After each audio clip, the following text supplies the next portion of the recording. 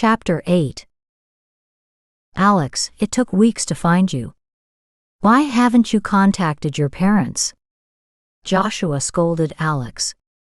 You leave the apartment, which was not a bad idea, but here you are living in this hovel alone. You never liked to live alone, and in this dump, Joshua said, walking around and trailing his hand on the back of a Victorian couch, where there were 2 holes in the seating cushions. He sat down, and his body sank lower as if he had fallen into a sinkhole. I've been depressed. You do a lot of things when you grow up. I'm here until I can get a better job, or some money that can take me back to New York, where I can get a good job and disappear with my son. Your parents contacted me because the address you gave them didn't work. They sent mail and it was returned. They tried sending you a text and email, but you never responded. I was busy interviewing for jobs, and my phone was off. Just when I thought I was going to be hired, I was never called back. Max, that fucking blackballed me. He has prevented me from getting money to take care of myself and my son. He wants me to come crawling back to him. Fuck him. I refuse to let any man control me.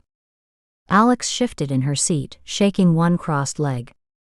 Josh scanned her body and he feared for her. Well, I hate to tell you, but he has petitioned the courts for his son. He did what? He's trying to hurt me, Joshua. Alex sank beside him with her head lowered, and she placed one hand to the back of her neck and rubbed it. I guess, like you hurt him. You told him that someone was going to adopt his son. You don't threaten a man like him. He told you that? Where would I get that from? You said it, didn't you? What was I to do? There was a young woman found dead in his apartment, for Christ's sake. He didn't want to explain, and he didn't. He just said that his lawyer will take care of it. Then he had the nerve to ask me to make love to him. I'm done with him. I'm so done. Look, Alex, you're upset, and I don't want to know about your love life. That's none of my business. This is what I'm going to do, Joshua said, smiling and taking her hand. I'm going to get you an apartment under my name in Seattle, and pay for your flight to Seattle, where you can be with your son. Then maybe the judge will rule in your favor. Are you saying that I have a chance to prevent Max from gaining control of my son? A small one, but a chance. He's a powerful man. Get ready. You can be on a flight tonight. I have a flight booked leaving at midnight. Alex ran to Joshua and looped her hands around his neck, kissing him on his cheek. I don't know what to say, Joshua. Tell me thank you, and get your ass on the next plane. Your apartment will be waiting for you. I'll lend you some money to take care of your son until you and Max sort everything out. There is no me and Max. Don't be so sure, Alex. Max is not a bad fellow, but that twin of his, that's another issue. Don't go all soft on me, Josh. You were the one that said he was shady. Alex gazed at Joshua with her wide eyes, waiting for a response. That was before I realized that you loved him, and I could never have you the way I want. You will always have me, Josh. I know, but not the way I want. He repeated his statement, and Alex knew what he meant. There was no need to say any more. Go pack. Joshua pushed Alex through the bedroom door as he sat waiting for her in the small living room. Looking around, he said, "What are you doing with all this junk?" "Oh, they're not mine." Alex stood with a towel barely covering her full breasts. Josh tried to turn away, but the sight of her alluring breasts grabbed him, and he nervously fiddled with his hands. "I rented this apartment fully furnished in case Max came snooping around looking for me when I was Rebecca. I finally found a use for it, since the rent was paid up for a year. Joshua thought that he had never seen Alex look more beautiful. Her tousled hair framed her face, falling aimlessly and covering her breasts. She smiled, and he could not remember the last time she smiled. He gave her a faint smile and waved at her. Go take your shower." Alex disappeared into the shower. The hot water appeared to wash away her cares. She decided that she would not think about Max, and she would not worry about tomorrow, because she had to make it through this day. Every time she thought about him, she found it hard to commit to removing him from her life. Joshua accompanied Alex on the plane to Seattle. When they arrived at the Seattle airport from San Francisco, he had a car waiting. "This is impressive, Joshua. I'm doing great at Blackstone Enterprises. Pretty soon, I'll get the position of general manager of all of Max's hotels in the Americas, and soon the world. Then you can marry me." Joshua threw that out. He didn't expect an answer, and by Alex's expression, she didn't even hear him. Alex shifted in her seat and looked at Joshua. "You are ambitious, and I'm seeing you for the first time. You're on a first-name basis with Max?" "Well, he asked me to call him Max. We are thick as thieves. I scratch his back, give him some bogus information on you, and he promotes me. One hand washes another." "Did it occur to you that he was using you?" "I think we had this conversation before. I'm using him as well." "But you're not the same as him. He can be ruthless. You don't get to be a billionaire and not leave bodies on the floor. I mean, literally." Joshua reached for a bottle of water and opened it and drank some. "This is good. I've never had water like this." Alex glanced at Joshua and shook her head. What was that about?" Joshua said. "I can't believe how you've changed. You don't know who you're dealing with. I have trusted you with my life and my son's, and here you are accepting gifts from Max." "These aren't gifts. I've worked hard for this." "The only thing you've worked hard at is selling me out. Where are your 3 pieces of silver?" "There it is, you ungrateful minx." Joshua pointed at the building, lit up with lights. Looking up at the expensive ultramodern apartment, a glass and steel structure with LED lights providing a glow over all of the building, Alex's mouth opened wide. "It's nice, Joshua. It's very nice. It's better than that. It is fucking awesome," he said with wide, beaming eyes.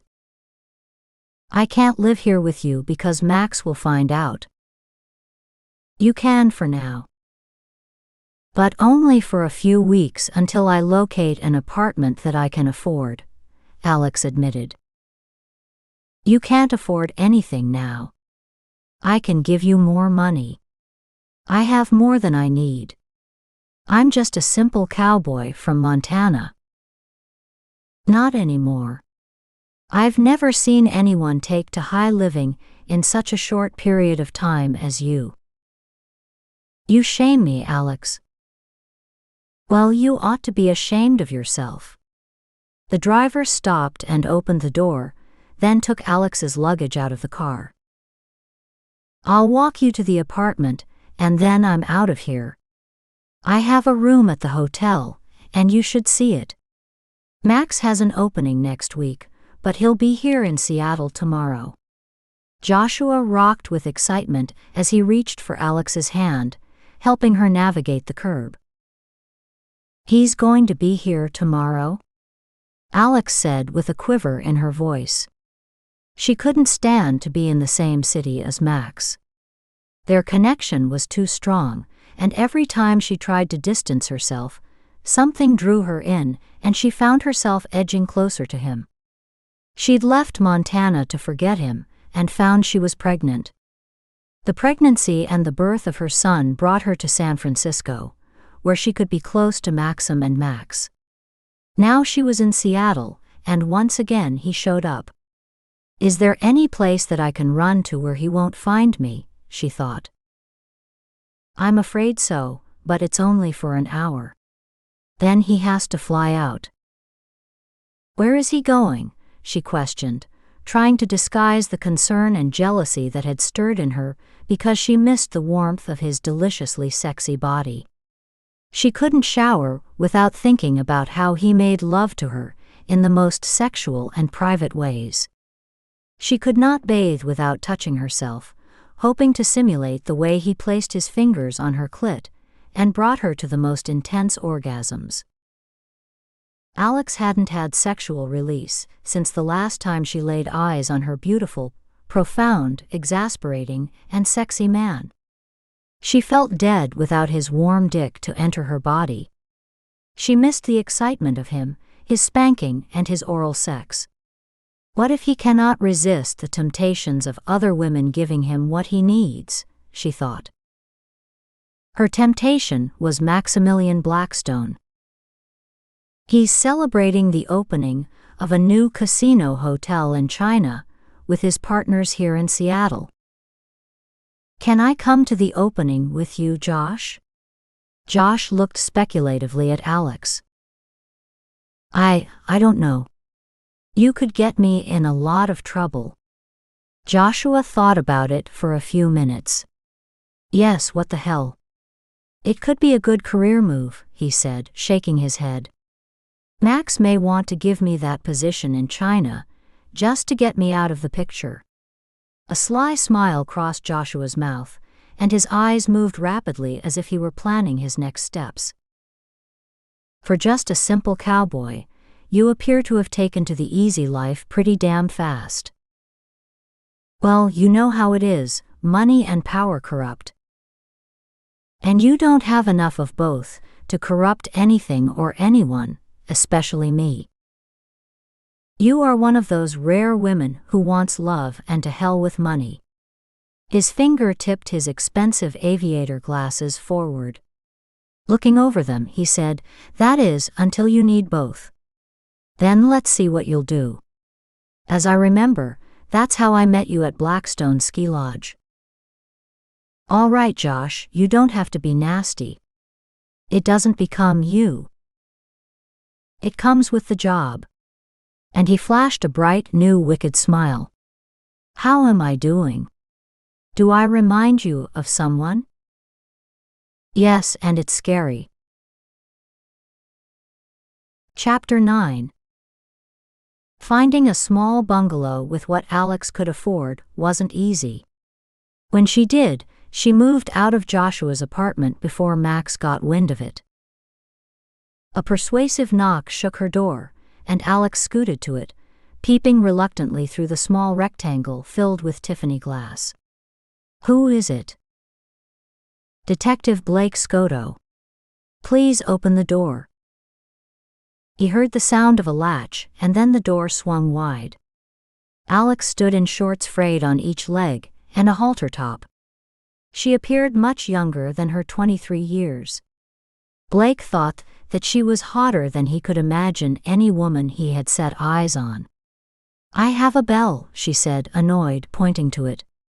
"What brings you her, Detective Scotto?" Alex leaned on the wood frame with her legs crossed. She remembered thinking that if he could find her, then so could Max. "It's out of habit. Please call me Blake. I'm here on a personal call. I'm here to warn you that we don't have anyone in custody for that heiress's murder." "It was murder?" Alex's blue eyes opened wide, and her voice was shrill. "We're not quite sure. It's still under investigation." Blake stood at the door, then asked, "Can I come in, Ms. Bishop?" Alex did not say a word. Just the gesture of moving away from the door was the invite. He walked in and looked around. "Please sit, Blake." His eyes darted around the room. It was the nature of his job. He didn't know how to be anything but a policeman. He had joined the police force after 3 tours in Afghanistan. He had been a policeman at 25, but in his heart he had been a cop since he could remember. All he'd ever wanted to do was prevent bad things from happening to people, but he found that was impossible, so he settled for the next best thing, and that was catching the bad guys. He'd wanted nothing more until he felt his heart hitch when he met Alex. Alex's glance covered Blake. His face handsome and raw-boned, with a strong jaw and piercing deep blue eyes. His clothes were casual. His brown slacks fell on his hips and his long-sleeve shirt, rolled at the wrists, revealed muscles in his taut arms. He wore an inexpensive Swiss watch with a leather band, but his shoes were expensive. His shoes indicated that he respected his feet, and probably the time he spent on them. "Detective Scotto." Alex caught herself. "Blake, you didn't tell me why you're here." "I was wondering whether you would like to go to dinner with me." "You didn't come to Seattle to ask me out to dinner, did you?" A small, easy smile crossed her face. "As a matter of fact, I did." "I don't know what to say." "Is that allowed?" Alex queried. "I mean, to date someone that's involved in one of your cases?" "You're not a suspect in that case. There is only one person of interest." "And that is?" Alex's and Blake's eyes locked. "It's Maximilian Blackstone. It won't be long before we know how the girl died." Alex's heart sank and her pulse raced. "Did you come here to get more information on Max?" "Because..." "No. I came here to see you." Silence passed between Blake and Alex. She felt as if she was being unfaithful to Max.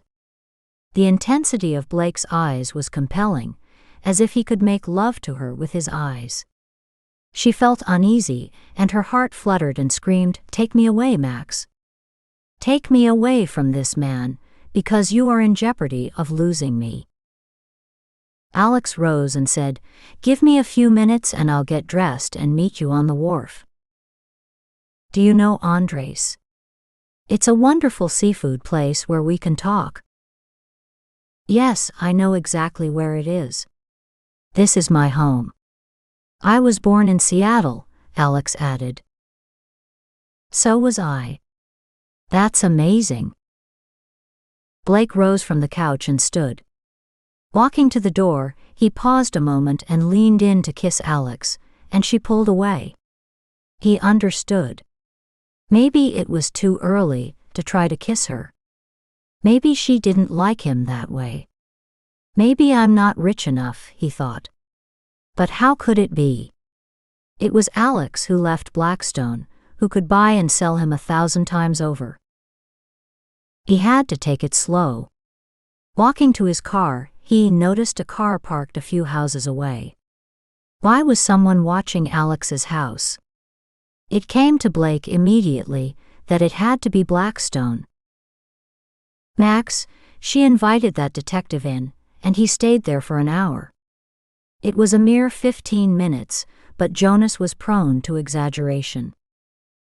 "He could be questioning her," Max said casually, trying not to reveal how his heart ached for Alex, and how he had to prevent himself from rushing to her house, which would put him in a bad position in family court. "Look, Jonas, I have to speak to my lawyers. I have to be in court tomorrow. Call me in 20 minutes. He could not concentrate because of Jonas's meddling. Jonas's constant interference had taken a life of its own. The first girl Max fell in love with in high school, Jonas followed her around to prove that she would sleep with anyone. His rationale was that if she really liked Max, then she would never have gone to bed with him. What he neglected to tell the girl was that he was Max's twin. His explanation was that she should have known the difference. When he could no longer persuade Max to give her up, he set her up with a date, and when she accepted, he hired a private detective to get pictures and sent them to Max. It had been 3 years since Max had heard from or about Gail. Then, on the day that he discovered that Alex and Rebecca were the same person, she was found strangled in his apartment. Until he resolved the problem of Gail's murder, there would be no rest for Max. Now he had to contend with a man vying for Alex's affection. Max would have Detective Scotto investigated, and then he would know whether there would be a problem with him. He called his security personnel in San Francisco. Do whatever it takes to find out about Scotto. And use the same methods as usual. Keep everything from Jonas. Blake watched in awe as Alex strutted through the doors of the restaurant, and their eyes met. She pointed, and the young maitre d' led her to Blake's table. He stood, and the maitre d' pulled out her chair. So formal. Please sit, Blake. I was only acknowledging that a beautiful woman had entered the room. Thank you. A server placed water at the table, and a waiter standing nearby asked for their drink order. I seldom drink liquor, Alex said. I'll have. Please have a glass of wine. You do drink wine? Blake questioned. Well, just this time. I'll have. What is it? I was going to order a very expensive wine out of habit, Alex said with a smile. Do you think I couldn't afford it? It's not that, she said, apologizing for what she thought was an insensitive and rude statement on her part. Well, you are correct. I probably couldn't afford it. They looked at each other, and they both laughed. I know I can't compete with Blackstone, but I'm willing to try. I can barely afford to take you here, but I can do it maybe once a month, if you don't mind. I like your honesty and straightforwardness, Alex said, glancing warmly at Blake. Tell me, Alex, how did you meet Blackstone? That's very private and very personal. Alex lowered her eyes and turned her head away from Blake. You are direct. I guess I have overstepped my bounds. Please understand that I'm in love with Max. I don't want to encourage you. If you want to see me as a friend, then that's all I can give now. We have a son together, and he may try to take him, and I can't allow him to use anything against me. I understand. Blake's and Alex's eyes met. I'm sorry, Alex, enough with the questions. I've been a policeman so long that I don't know how to be with a woman without interrogating her. I see you need to relax, and I need the time off. Maybe you need to be on the hot seat. She eyed Blake, raising one eyebrow. So, what made you leave Seattle for San Francisco? His eyes lowered as if searching for an answer, and a long pause ensued. Then he raised his head. I arrived home from the army and found that my sister had disappeared. I searched for her, and then I joined the police department. I came across some leads, but never was able to locate her. The department that I was working in promoted me to detective, and then let me go, because the case consumed all my time. It had gotten too personal. The department in San Francisco decided to take a chance on me, and I was able to spend my time searching for my sister and working on my cases. Alex listened and watched Blake's eyes. There was honesty and caring when he spoke of his sister. She was never able to read Max. He was a ball of confusion. One minute he appeared to be troubled, and the next he was a carefree sexual animal. It was when he spoke of their son that she recognized the honesty and caring she had not seen in his face before. It was as if he had secrets, and this troubled her. Her life was a fairy tale when she first met Max, but now it was fractured. Now she had to live in the real world and become the person her parents had hoped she would be. Blake was the first chance she had to show her parents that she was no longer a child and accept her working-class roots. My father would like Blake, she thought. He reached across and placed his not-so-manicured hand over hers. It was not the hand of a man who received manicures every day. It was the hand of a man who had a tough life. His knuckles were scarred, and an old wound ran across both hands. The wounds were deep. "I see you looking at my hands." "Well, this occurred," he said, pointing at the wound, "when arresting a fugitive and I tried to talk him out of killing his wife. He turned the knife on me, but the woman was safe. And no, I didn't shoot him. It's all part of the job." Blake saw an expression of relief cross Alex's face. "I would be terrified if I had a man who risks his life each time he leaves the house. If you were mine, I would get into another line of business." "You're making me uncomfortable," Alex said, reaching for her glass of wine. "That's not my intention. My intention is to tell you that I plan on making you my girl." And he reached for her hand and placed his on top of it. She didn't flinch or pull it from under his. Blake captured her gaze, but from the corner of Alex's eye she spied a figure. There was a silhouette of a tall man in the dimly lit restaurant gliding in her direction. His stride was long to fit the long legs that strutted across the floor. His face was pensive, and his brow knitted as he headed closer. Alex soon recognized the figure, and a sigh of excitement and panic crossed her lips. Max stalked in their direction. His gorgeous face with a short manicured beard, deep dimples and sea-green eyes made Alex hot for him, and she crossed her legs tightly to keep from shaking.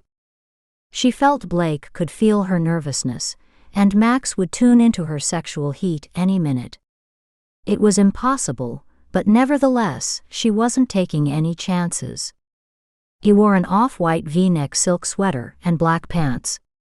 He had on black loafers, and he looked smoking hot. "No, it can't be," she said. Her hand trembled under Blake's, and she pulled it to her. "What is it, Alex?"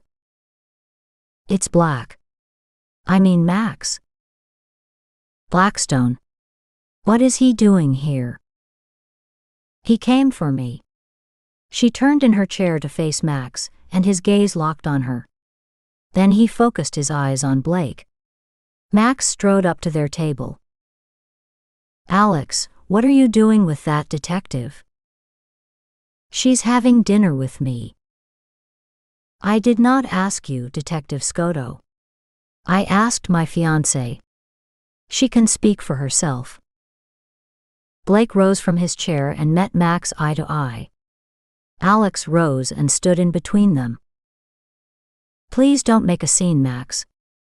I have a right to see whomever I want whenever I want, because I'm no longer your fiancé, remember? I sent you back your ring and necklace, and all your little playthings." "Not all of them," Max quipped with a wry smile and a twist of his head. "We have a child together, and you are out with this person, whom I have yet to investigate fully." "The only person that needs investigating is you, Mr. Blackstone, and I will do my best to find out what you're hiding." "Call me Max. I'm sure you have a few skeletons that would interest your department, and besides, I can recognize a fox when I see one," Max stated with a wrinkled brow and his dimples digging into his chiseled face each time he spoke. "And I can recognize a wolf," Blake retorted, tightening his jaw. "You are interrupting my dinner, and I'm going to see if someone can have you removed from the premises." Blake took a step past Max. "It would take a court order because I own the place," Max said, straightening his head and planting his feet in a wide stance. "Let's go, Blake. We can get a hamburger." I wasn't born with a silver spoon in my mouth, Alex said, her eyes cutting through Max's heart as she picked up her small purse and headed for the exit with Blake bounding after her. Max watched as she walked out of his life once more. Max reeled around, and his long legs strode across the floor. He reached Alex at the doorway.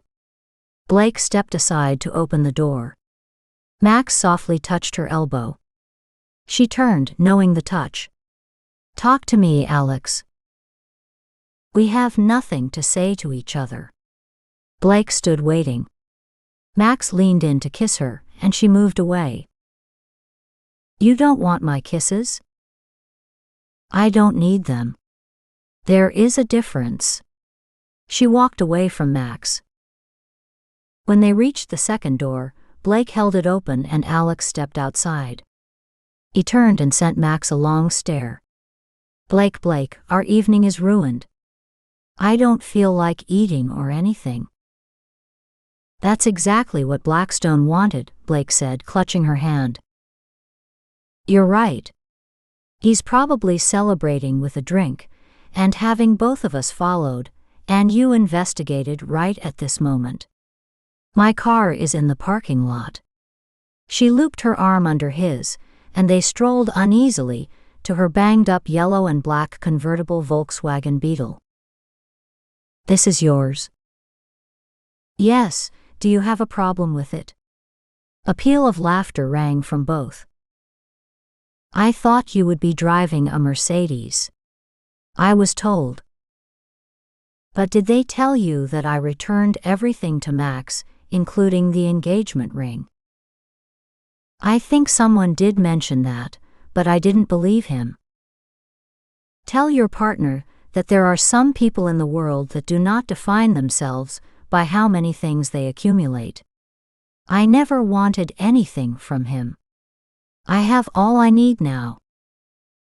"Your son," Blake interrupted. "Yes, my beautiful son, Maxim." "Blake, this will never work out. Max will never give us a moment of peace," Alex said, facing reality. "I'm used to living on the edge. I can handle him. I said before that I love him. I don't want you to handle him. I can't see you or anyone else until we resolve our problems." Alex placed her hand to Blake's face. "You don't understand. A man like him will never give me up, even if he doesn't want me. I'm like a trophy he hangs on the wall, where he can look at it and show it off to his friends, or keep for his own amusement." "No, you're wrong. You're his everything. I can see that in his eyes. If you were mine, you would be cherished." "I'm my own person, and don't you forget it, Detective Scotto." Alex placed a kiss on his cheek. Alex stepped into the Volkswagen and held the wheel as Blake closed the door. She hit a switch and her window slid down. "I'm going to follow you home to make sure you're safe," he said. "No, don't do that. I'm in a custody battle with Max for my son. I don't need him bringing up anything concerning another man." "Does that mean that you won't see me?" "No, it doesn't mean that. It means that I won't see you until this matter is over between me and Max." Alex glanced up at Blake and saw disappointment in his eyes, and she fastened her seatbelt and drove off. She couldn't handle any more possessive and domineering men. Her mind was full with the lack of money, and a battle with a man that could buy her and sell her many times over. "I must be a fool to think that I can fight Max in court. But I have to try." Alex talked to herself the next 10 miles home.